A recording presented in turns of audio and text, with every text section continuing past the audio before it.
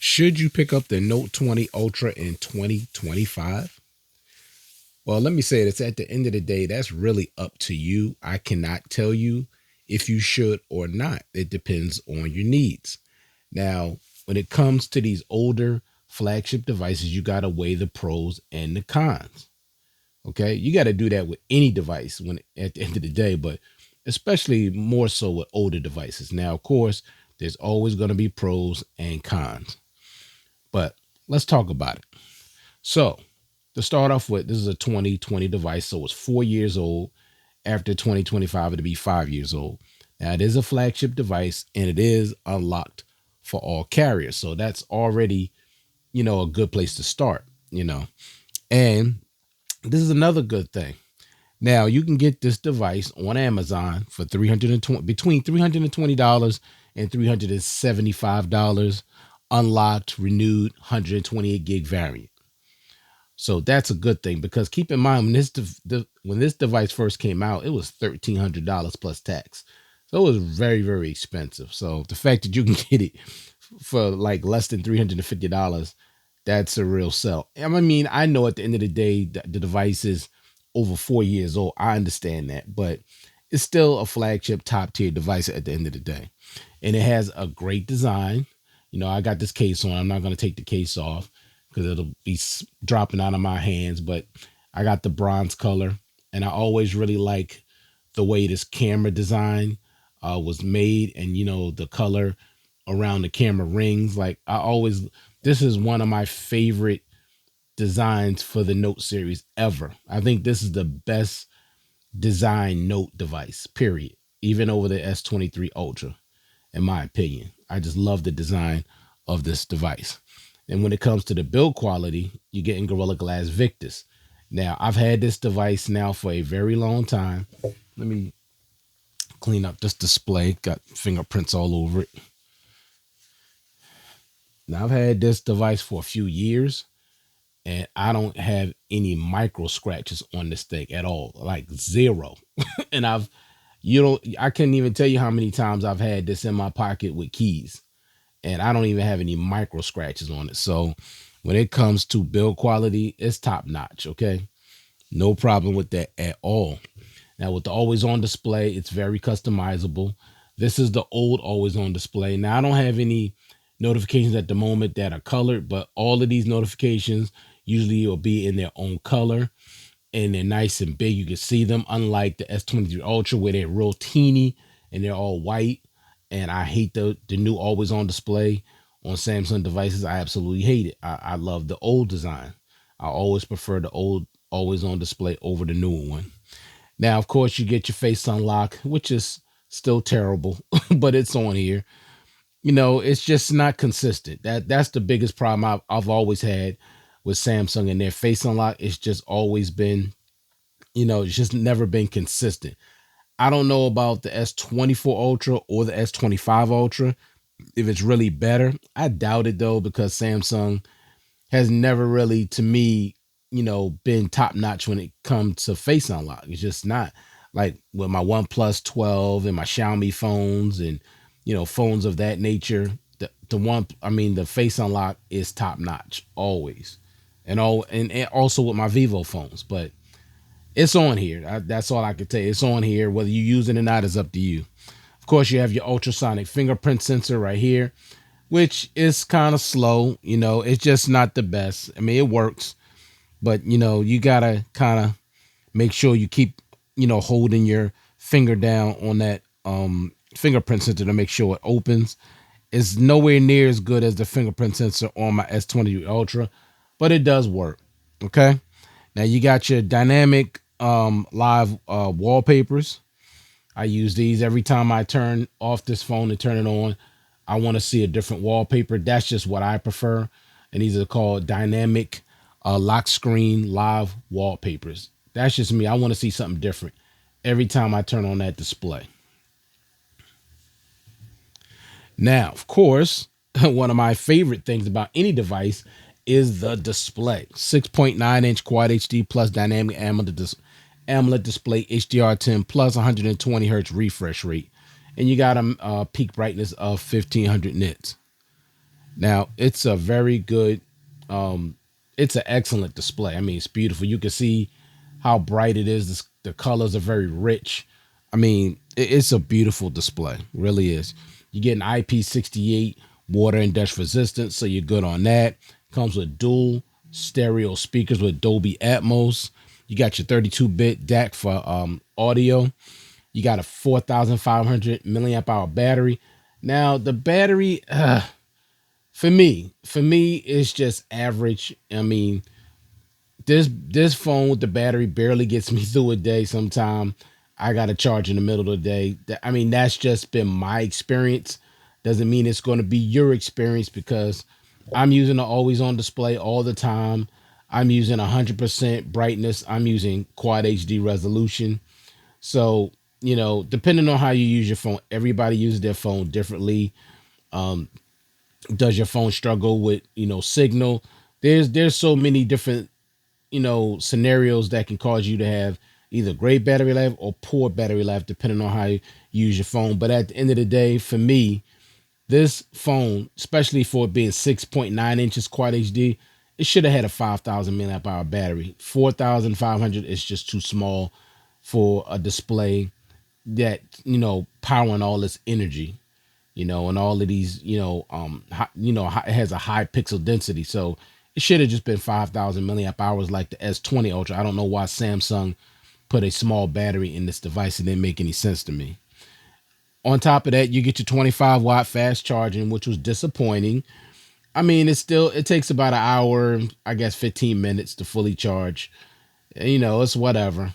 you know, it's just not impressive. The only reason why I'm saying that is because the Note 10 Plus that came before this had 45-watt fast charging, and they reduced it with a phone that they called an Ultra down to 25 watts. So that just made no sense to me.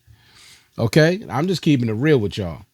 Of course, you're getting 15-watt wireless charging and 4.5-watt reverse wireless charging. So even the wireless charging is very, very poor, very, very slow. You're talking over 2 hours to fully charge this device.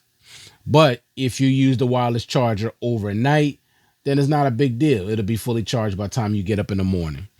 Now, the best part for me when it comes to these older Samsung devices is expandable storage. With this, you're getting expandable storage up to 1 terabyte. So that's basically unlimited storage. Okay, you can't beat that because you're not getting that in these new devices. When you buy a larger variant, you got to pay more money. But even though this comes with only 128 gigs, you still got that SD card slot.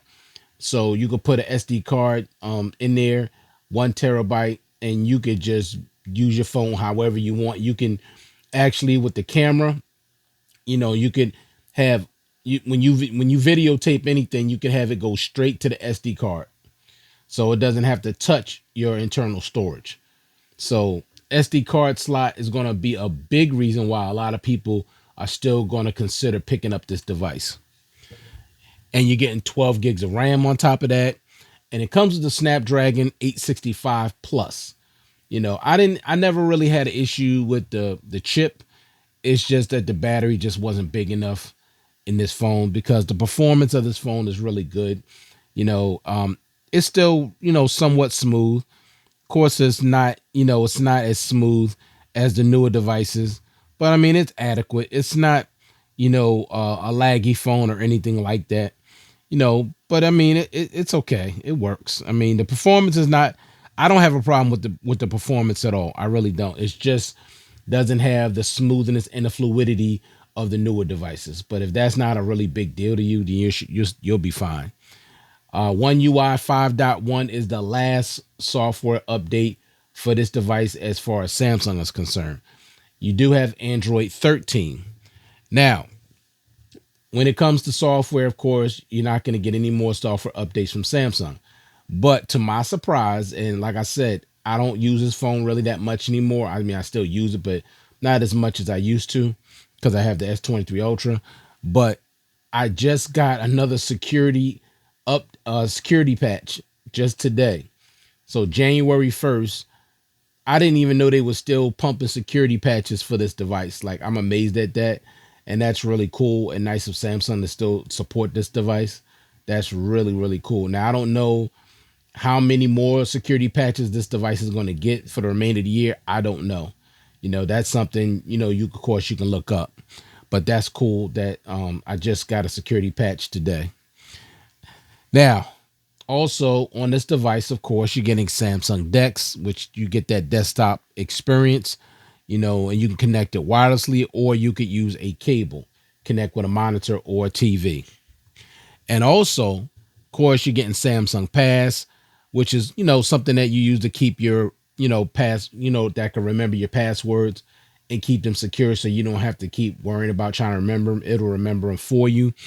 And of course, you got Knox on here, that Knox security that keeps your personal information safe.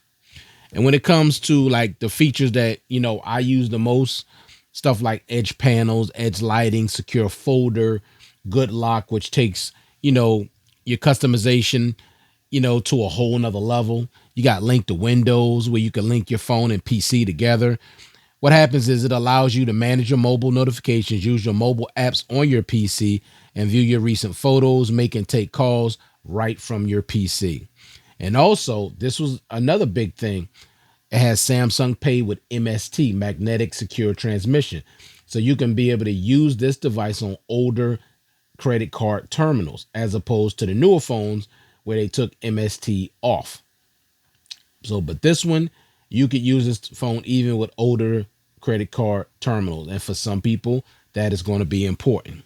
Of course, you got Bixby routines. You got one-handed mode, call and text on other devices. You got secure Wi-Fi where you could, now your Wi-Fi at home is already encrypted, but you can even encrypt it even more so with what Samsung offers you. And on top of that, when you say you're staying in a hotel and you're using their Wi-Fi, you can use secure Wi-Fi that's built into this phone to make your public Wi-Fi secure. So that's a good thing, definitely to have. And of course, that's something I think you have to pay for. Also, you got McAfee, and Samsung keeps your phone safe by searching for malware and suspicious activity. So you got Knox and you got McAfee. And we have to talk about, of course, the Bluetooth S Pen, which it is the same color as the phone. And I did say Bluetooth S Pen because that is something Samsung just removed from the S25 Ultra. The S Pen no longer has Bluetooth capability, which I think is insane. I mean, that's crazy. It seems like to me this is the first step Samsung is making towards removing the S Pen altogether. And I think that's what they're gonna end up doing. But if you get the S24 Ultra, you're gonna still get Bluetooth S Pen capability. So keep that in mind. S Pen, you get all these different options. This thing can just do so much, for those that actually use it. I know I don't use it a lot, but I like to have it, have it and not need it rather than need it and not have it. I love the S Pen. I just don't use it a whole lot. And I hate that it's over here on the left as opposed to the right. And of course, you have these really nice cameras on the back, main, ultra wide, and telephoto. Let me tell y'all something. This phone takes some great photos and videos. It really do. You want to see my photos and videos, just check out my full review on this device and you'll see that it takes great photos and videos. It really, really does. Of course, Samsung has improved and they've gotten better because the S23 Ultra cameras are definitely better. But trust me when I tell you, these are no slouch. These cameras, like I said, to me, they're great. I have no issues with them whatsoever. So just based on all of that, should you pick up the the Note 20 Ultra in 2025? I'll say again, at the end of the day, that's up to you. I can't make that decision for you. Like I said, you got to weigh all the pros and the cons. What's important to you, what's not important to you. It depends on you. But you're going to get it at a great value. Like I said, from $320 to $375, renewed, in excellent condition on Amazon. And of course, Amazon gives you that 90-day guarantee. So if you don't like the phone, you can return it within 90 days and you get a full refund. So you can't beat that. top tier flagship device, unlocked for all carriers, has a giant 6.9-inch Quad HD display, dual stereo speakers. The speakers on here are really good. You know, they're not as good as the S23 Ultra, but they're decent. You know, they're not trash at all. Not at all. Performance is still really good on this device. Battery life, it's just meh for me. It may not be meh for you. But everything else works great. Performance is still good. Speed is still good. It's still to me is a worthy. If you're into older devices, and of course, if you need expandable storage and you want the Bluetooth S Pen, it's definitely to me a worthy you know flagship phone to consider picking up. Especially if you want to save money and you don't think these newer devices are even worth all that money. I don't think they are either, honestly. Keep charging people over $1,300 for a phone that you keep taking stuff away from, and now you've taken the Bluetooth capability away from the S series. I think that's ridiculous. I think it's utterly ridiculous. You already don't give us a charger, you don't give us a case, you don't give us no headphones, you don't give us nothing in the box, and then you're gonna now take the Bluetooth capability away from the S Pen. Like I'm telling you, the only way people can really show Samsung that they're sick and tired of the thing that they're doing is to stop buying their newer products. Now you could buy their older products, you could be happy with the value you're getting out of them, but you should literally consider not buying their new products at all because, in my opinion, you get more value out of the older devices, in my opinion, and you're gonna spend way less money, which I know is a lot of people out there that are struggling. They want a nice phone, but they don't want to pay, and they don't have the money to pay these ridiculous prices for these newer phones. And you don't have to. You could get a top tier, great phone with things on it that you actually need that works good for you, and and the phone will work fine. And like I said, even when the thing stops getting security patch, you still got built-in Knox, and you got McAfee that's built into the phone that will make your phone secure. So think about all those things. So to me, I think it's worth it, but it's up to you. Like I said, you got to weigh the pros and the cons. All right. So thank you all for taking the time to view this content. I do appreciate it. I hope everybody out there staying safe, staying well, and I'll check you guys out in the next one. Peace.